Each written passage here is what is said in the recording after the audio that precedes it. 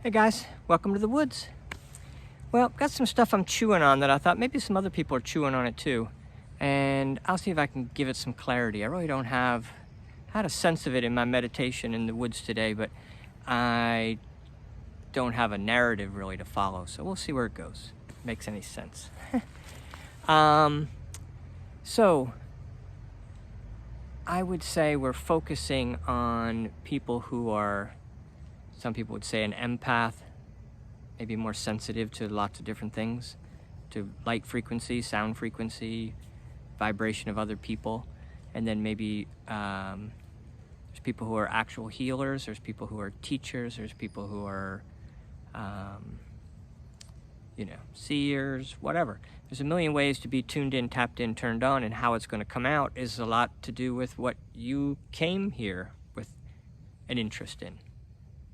So if you're in that group, I thought it would be good to have someone else verify the struggle and hopefully alleviate some of it. So the topic would be on helping other people. And this is a time where, everybody's upping their game on their helpfulness. And that's one of the other great things about this coronavirus. I've had other ones in past videos, so this is a little hook to get you to go back. I'm on 111 or 12 or 13, whatever it is. And there's some good stuff back there that I don't want to keep repeating. So anyway, a lot of them, I said from the very beginning, it's a simple concept. I'm just making an I am statement of where I am on my journey and inviting other people to come along. I can't influence anyone to change.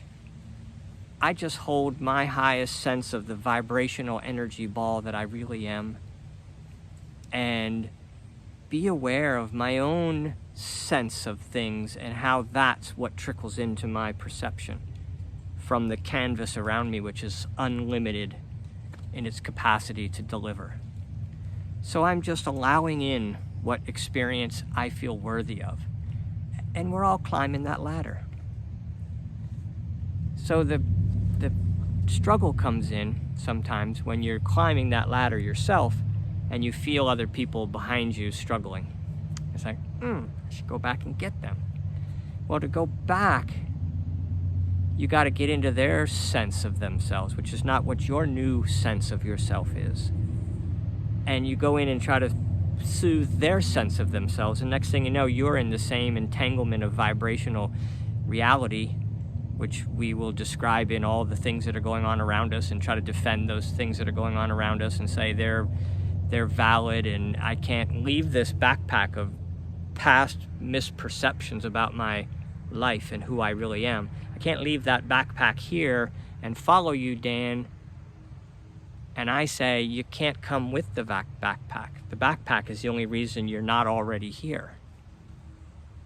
So you gotta let that go. But everyone does it for themselves when they're ready, in the way they want to, at the pace they want to. So all my job is, and anyone else who's in that field of assisting others, is stay on your own journey about finding your path to breathing in.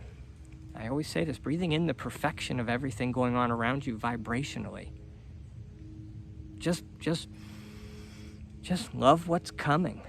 You can't change what is, and what is always the perfect vibrational match to the vibration of what you're putting out.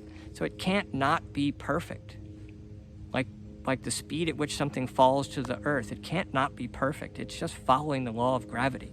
This is just following the law of attraction of vibration. Now we're talking about vibration, not actual dialogues and things like that. It's the vibrational sense. So you got to get into that language. You got to be okay with that word, I think, and think of yourself that way more. And that brings you into the presence, because you're like, you can't think of your vibrational connection to everything around you and the interconnectedness of the collective consciousness and from the energy from which we came and which we are going back to and who we really are, your real sense, your real soul being, energy ball, vortex, as Abraham likes to say. That sense of self is regulated by your past perceptions, current availability to the moment of now, your sense of worthiness, your sense of your dialogue of how it all works, how you interpret your environment, how you're taking in or not taking in, and your blocks, your triggers. You got to get sensitive to all that stuff. That takes time. But what else is there to do? This is what we came here for. It's like arriving, in a tennis court. Pretend planet Earth is a tennis court, and you come into the tennis court and you say, hey, what's everybody doing in here? We're like, oh, they're just sitting around. And it's like, oh, what's this book? Oh, it's a book about the game called tennis, and you put white lines around the green section, you put a net up and things like that, and people play, and it's a fun thing that humans do. We have arms, so we can do things, and we can make rackets and things like that. So I don't know why I'm running with this analogy necessarily. If you're into tennis, it's good. If you're not, you can understand what I'm saying. So we walk into this fenced-in box with tennis courts in it, tennis rackets, and a bunch of people sitting around. And somebody comes along and says, the reason we're here is to play tennis if anybody wants to. It's like, oh, I thought I had things I had to do. I thought I had people I had to fix. I thought I had things I had to, earn my way to, or whatever else. But it's like, no. All we're here to do is say, you're a human right now on planet Earth, and we can play. With what? Well, the racket, the ball, the court, and just play the game of being a human and dream of the best version of yourself you can possibly imagine. And let all that past stuff go by, because it's like arriving at this tennis court. It's been winter. And so there's snow on the tennis court and leaves, and no one really saw the lines, and no one knew what the rackets were for, and no one really came and said, hey, that's a tennis court. But that tennis court was available last year in the springtime, and it's available now in the springtime. It's not actually springtime now, so that analogy is a little tricky, but you get me. So in the spring, we're going to clean up the tennis courts, and we're going to put the nets back up, and we're going to sweep up and paint the lines back down on the tennis courts, and we're going to play.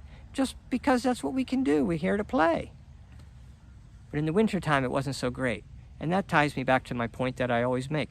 24,000 years around the galaxy goes the planet, swirling around the sun. And it's like seasons. And it was winter, man, and we couldn't play tennis. We couldn't connect to source and be the love connection that our inner true being so adores about being here on planet Earth. But don't get hung up on the past paradigm and your perception of what's happening around you now. Don't let that be your anchor to letting that go. And you can't be the anchor of, I'm going to get other people to let it go. I want everybody to go together. You can't. You just got to go on your own. So just work on your next level of acceptance of what is. Because if you don't unravel a perfection and a true sense of everything's working out exactly how it's supposed to, and not just so I can endure it and grow and make me stronger and learn from it. No, because we're just blocking. We're blocking the light out, and we don't see what we're doing, and we're bumping our head a lot. It's no big deal. Play this time tennis, or play the next time you come around. Everybody gets turns coming in the tennis court, but we're just here to play a game. Have some fun. Explore your world. And don't let fear be a part of it. Death is it's no big thing. It's life that's the treasure. Have some fun, though. There's no responsibility. There's no to-do list. There's no judgment on you. There's no you can do it wrong. There's no lack of anything. Let that lack go. This planet's got everything everybody needs. It's just, what do you want? Dream the biggest version of who you think you could be. And when you think you're as big as you can be and is tuned in, tapped in, turned into the moment, then go a little further, because there's more to go. It goes on and on and on. And you can't be latched on and worried about where other people are. You hold your most loving vibration of yourself and your sense of who you are and the perfection of everything going on around you. And you hold that vibration, and the people around you will take what they can take. And we got to be okay with just whatever comes out of the people around you. Whatever they take, it's good enough. Wherever everybody is good enough. Just stay on my path, breathing in the perfection of everything going on around me, and watch the judgment. But it's first of yourself. It's always of yourself, and then you project it on other people. By the time you're projecting it onto other people, it's really deep in yourself. So just slow down, sit down, put something down, and get a little more connection. Anyway, and I'll keep reminding you. All right, guys, how about that? That's 10 minutes. That used to be how quick I wanted to make them at the beginning. Just got points I need to make. You got to go back to the old videos to get the whole picture. But anyway, I think that's the whole picture. That made sense to me. Anyway, the tennis court thing, I don't know if that all worked for everybody. Let me share this last piece on that tennis court sense. There was a whole bunch tied into my meditation about it. It came to me in like a meditation, this whole sort of vision of everything, and I was like, oh, it's so simple and so plain, and I can't project it to people. It's so simple and so plain. But I feel like I'm on this tennis court with a great, pristine tennis racket and a ball.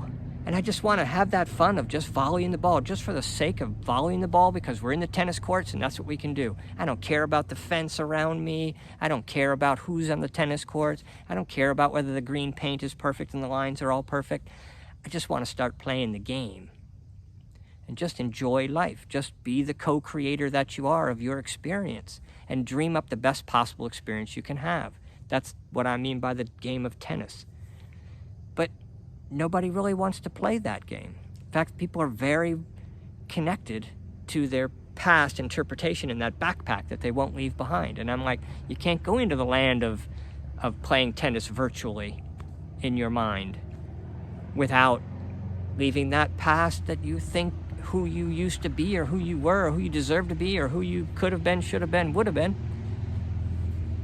You can't carry that with you into the now moment. I sort of act like it's somewhere else, some point in the future. Into your now moment. You can't get real and sensitive and into your true love vibration of everything going on here. You can't breathe in the perfection of everything you're experiencing if you don't own it.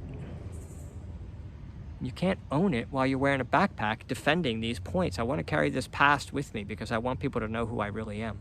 That's not who you really are. That backpack is just your interpretation of the past when you didn't know about it. Now you got a new interpretation. But you got to reprogram yourself a little bit, so you need some reminders. That's why I'm here. Anyway, so I'm like your tennis instructor. And just stay on the game. Just keep learning, whatever you're trying to learn. You really could attach that tennis thing, because I don't know why tennis is the thing. But, whatever you're interested in, be all interested in, because it feels really good to you. And play the game of life without fear and disconnection from who you really are, and show up to people and discuss the what's wrongness about us and around us and in the past. And that's your anchor. So if you've got a dialogue of that ever going on around you, whether you're speaking it or they're speaking it, it's yours. So, just let it go. It's that easy. Just, you're right. I don't need that past. I don't need that interpretation. I'm going to work on my self-love, my sense of perfection, everything around me, and get in touch with the calmness that's available only in the moment of now. You can't have calmness in the future or the past in your mind, and then your body feels it and reflects it, and then you're all out of sync. And when you're all out of sync, nothing comes out that's ever inspirational to anyone else. So you can never help somebody if you don't have it figured out for yourself, if you're not able to truly love on yourself and accept yourself and love yourself unconditionally and feel worthy of being the true energy ball that you are. If you don't own that, how can you help anyone else? And if you're not trying to help them with that, what are you trying to help them with? What else is there to do? We're just here to bring in that love vibration and show it with somebody, or play tennis with somebody with it. You know what I mean? I always like to think about it, putting that flower out. You're just trying to put out your best version of yourself. And so forget about the tennis analogy. Anyway, so 14 minutes and 18 seconds. I kept it under 15. I thought I was going to stop at 10, but then I rambled on. You know how you feel like you have extra times, like when you're going to school as a kid? It's like high school especially. I was always late. It's like, oh, look, I woke up a couple minutes early. And then you drag, everything takes longer from there, and you get to work school later than ever. Anyway, it's beautiful. All right, see you guys.